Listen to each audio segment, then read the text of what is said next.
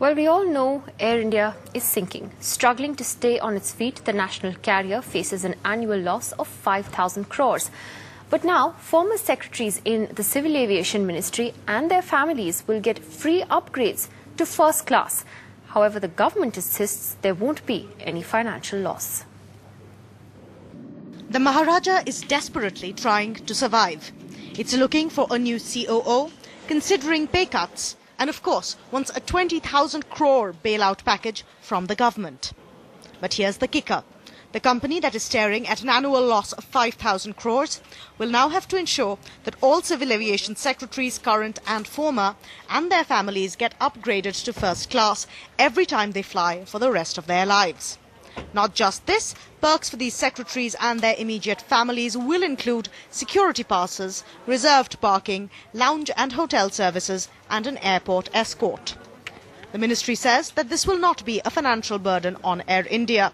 They say this is a facility given to former secretaries only on an availability basis, so there is no financial burden to the airline.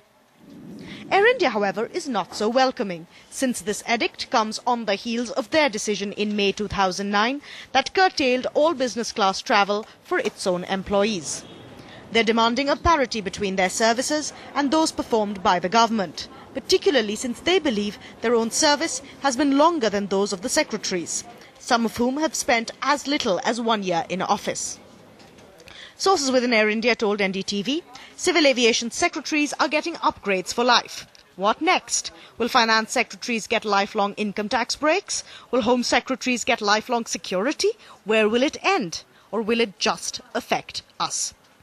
Air India is also wondering why they have to shoulder the responsibility.